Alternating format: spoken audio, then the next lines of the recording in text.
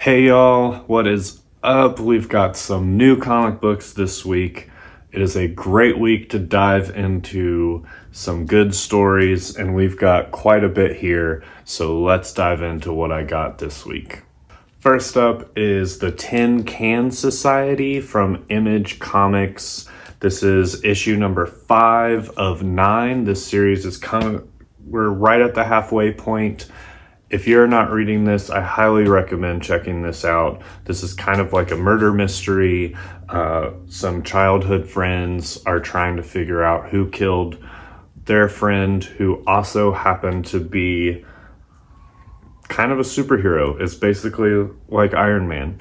This is a really interesting story. I really love what they're doing with all the characters. It's got a lot of depth to it. You're really exploring the relationship and the fractured relationship between this childhood friend group. I think it's a really fascinating look at kind of what being a superhero, but also being successful, and how that kind of fractures a friend group depending on the way that different lives go. I think this is a really good book, and the mystery element of it is really great. Highly recommend picking this up. You know, I'm a big fan of Image Comics, and this is just absolutely stellar. Starting off the big two, I've got DC. We've got Absolute Wonder Woman, issue number 4. I've talked about this. This is probably my favorite of the Absolute books. Absolute Superman is pretty close. I really like Absolute Batman. Don't come at me, but I think this is just a really interesting take on Wonder Woman. I thought what they did in the last issue was really great. Making everyone deaf to try to stop them from hearing the sound that the demon monster makes. I thought that her speech was just so beautiful. It really filled me with hope just reading it. I thought it was really great.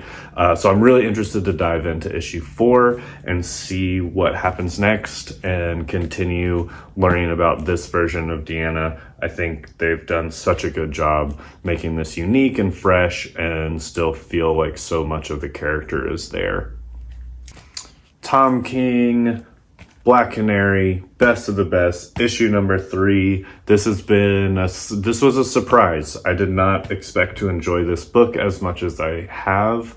I think the way that they're doing the boxing battle royale fight between Canary and Lady Shiva is really fun. I like that we're getting a lot of commentary. I like that it's playing up kind of that rivalry and the underdog nature of the story. I think the reason this fight is happening to begin with is really interesting. I think they've done a lot of good work with the emotional heart aspect between her mom having cancer, and the training sequences have been really fun to watch.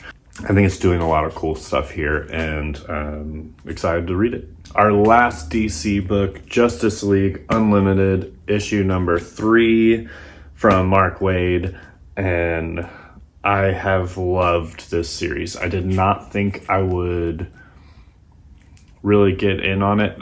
Until this past year with the All-In stuff, I wasn't as big on DC, and I've just been loving every story that they've been putting out, especially the first 2 issues of Justice League Unlimited. It looks like this is going to tie into the Atom Project, which we got issue number 1 of that a couple weeks ago.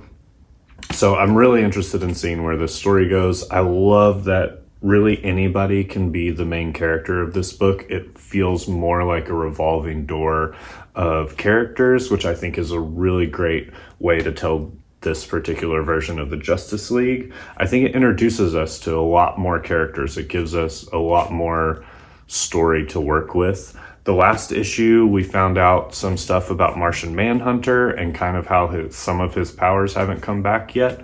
So I'm interested to see with the Atom Project in here as well, if some of that is going to play in, if other characters are also having that same issue, and kind of where that story goes. So super excited to read this. We got some Swamp Thing on here. I think it's going to be a good book. Jumping over to Marvel, we're starting off with Wolverine Revenge, issue number 4. This has been a while since this came out. I think issue 3 came out in October, maybe. So it's been quite a while since we've seen this on the shelves, but I think there's also a time jump in this book. So I'm interested to see where this goes. I thought the first 3 issues were really fun, just a great one-shot kind of story, revolving around Wolverine and kind of a what-if scenario. I really liked what they've done so far in this series. Jonathan Hickman has been always crushing it, so I can't wait to read this, see what weird, bloody things Logan gets up to. Uncanny X-Men issue number 9. We are done with the Raid on Graymalkin storyline, which I thought ended pretty well. It really got me excited about where these 2 different X-Men teams, Rogue and Scott's team, kind of diverged and kind of where each one is heading. I think that sets up a lot of really interesting stuff moving forward, however long it takes to get there, but I'm excited about that. I think I really enjoyed these new cast of characters. I know they're not for everybody, but I've enjoyed getting to know them in this book. So I'm interested to see kind of what they're up against with the Wolfpack Sentinels, which we kind of got name dropped in I believe the last issue of the Raid on Graymalkin storyline. So interested to see where this goes. I've been really loving this X title and can't wait to read it. Mystique issue number 4. This series is up and downs for me. I did not really care for the last issue. It felt like a big filler book, and it felt more like it was there to serve the Sentinel storyline than actually serve this storyline. But I liked the first 2 issues. I think the premise is really, really great, really interesting. And so I'm excited to see where this goes. This cover also goes super hard. But yeah, we'll see. I think this is only a 5-issue series, so we're coming close to the end. So it should start wrapping up here in this issue. And then we've got one more. So looking forward to seeing what happens here. From Distillery, we've got 2 releases this week. Life. I have talked about how much I love this book. This is such a great book. It's a double book, so you get both perspectives on this. This is a great sci-fi heist story. You've got the criminals that are coming to rob the old prison planet that was supposed to be abandoned, and then you have the prisoner perspective, who turns out have been forced to live every single one of their life sentences, so now they're become more ghoulish than human.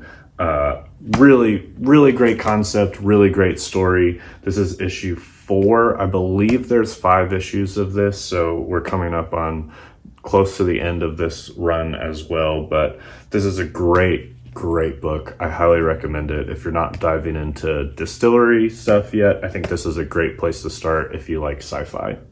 Another Distillery book, we have Time Waits, issue number 3. This is another sci-fi story. This is kind of time travel, noir vibes. Really like this book. This is the final issue, so issue 3 is coming. This story comes to an end, but I really think this is a great story. Again, if you haven't dove into any Distillery stuff and you're a fan of Chip Zdarsky, co-wrote this with David Brothers. This is a really good book, really fun time travel story, so check it out. And lastly, I picked up volume 2 of Daniel Warren Johnson's Transformers. This is issues 7 through 12. I think I'm just going to keep reading this in trades because at this point, I don't want to have some trades and some single issues, but I loved volume 1. I read it in like one sitting. It was so freaking good. So I'm excited to check this out. I think it'll be really fun. I really enjoy Daniel Warren Johnson, so I'm basically reading whatever he's doing. So this is really great. Can't wait to dive into more Transformers. So that's what we got this week. Let me know if there's stuff that I should have gotten, stuff that I need to be reading, stuff that you want to hear more about, let me know and I will gladly do that. And until next time, read good stories and be kind to people.